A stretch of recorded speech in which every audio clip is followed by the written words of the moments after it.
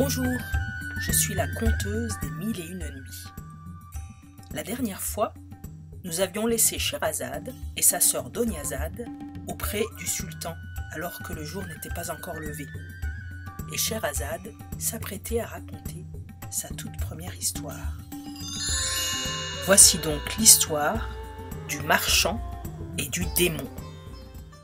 Il était une fois un riche marchand qui voyageait beaucoup pour ses affaires.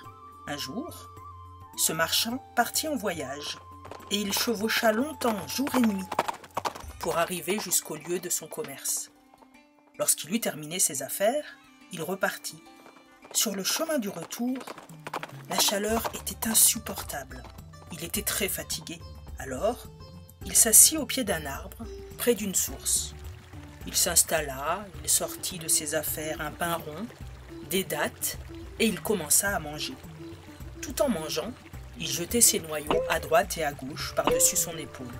Puis, lorsque sa collation fut terminée, il fit ses prières, puis s'apprêtait à repartir.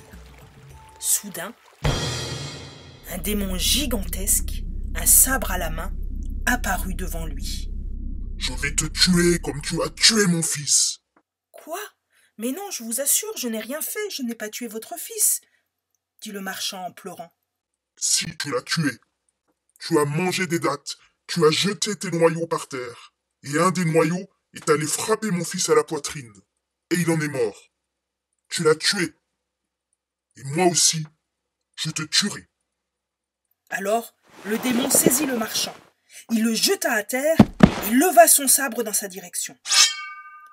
Le marchand pleura, supplia.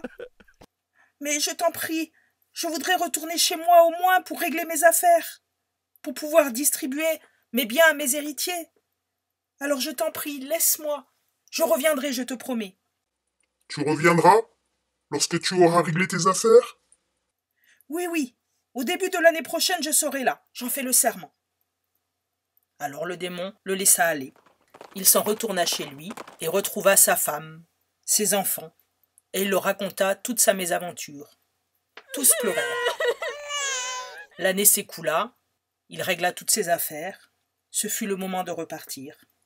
Alors il prit un linceul sous son bras, il monta à cheval, et puis, accablé, il reprit le chemin vers la colline du démon. Arrivé là-bas, il s'assit sous un arbre et se mit à pleurer. S'approcha alors un vieillard qui tenait attachée une gazelle. Le vieillard le salua. « Mais pourquoi es-tu tout seul en ce lieu hanté par les démons ?» Le marchand lui raconta toute son aventure. Le vieillard éprouvait beaucoup d'admiration envers ce marchand qui respectait sa parole donnée. Mais il ne voulait pas quitter les lieux avant d'avoir assisté au dénouement de cette histoire. Surgit alors un deuxième vieillard qui tenait attachés auprès de lui 2 magnifiques lévriers noirs. Le vieillard salua le marchand et le premier vieillard et leur demanda ce qu'ils faisaient là.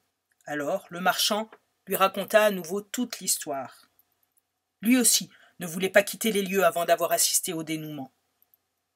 Survint alors un troisième vieillard qui, lui, tenait à la main une mule couleur étourneau.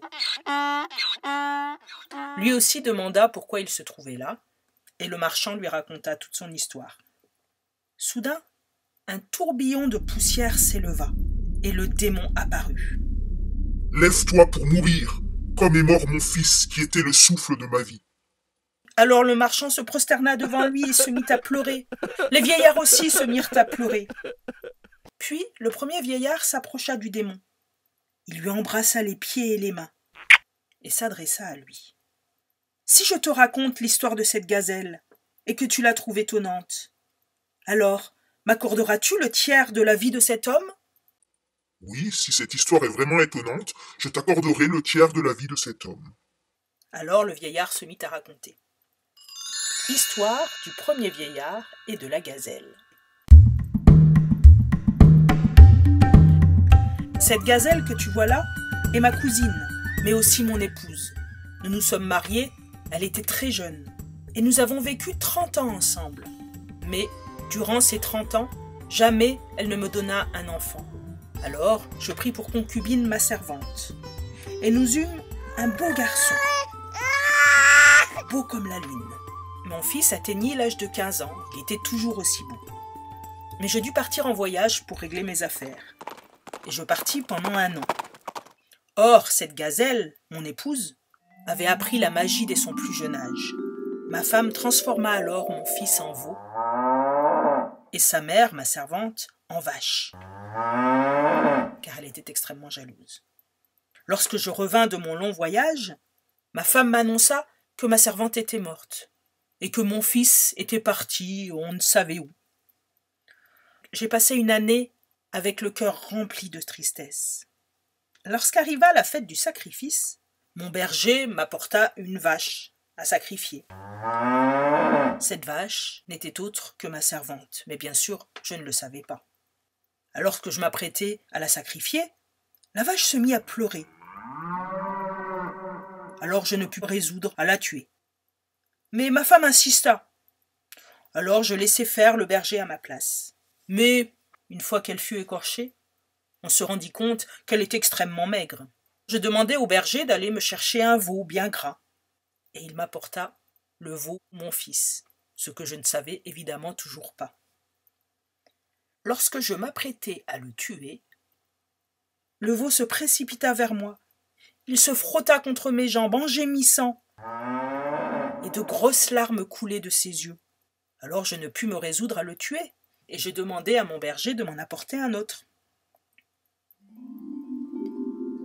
Mais le matin arriva, et Scheherazade arrêta de raconter son histoire. « Que ta manière de raconter est agréable !» dit Dunyazad. Scheherazade répondit. « Et qu'est-ce, comparé à ce que je vous raconterai la nuit prochaine, si le roi me laisse en vie ?» Oh bien sûr, je ne la tuerai pas avant de savoir la fin de cette histoire. Alors Scheherazade et le roi restèrent un moment dans les bras l'un de l'autre. Puis, lorsque le matin fut là, le sultan alla dans la salle du conseil.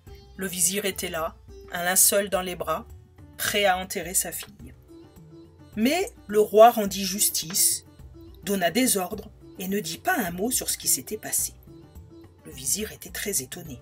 Puis, le roi regagna ses appartements auprès de Scheherazade. Et la prochaine fois, je vous raconterai la suite de l'histoire de Scheherazade. Bonne nuit.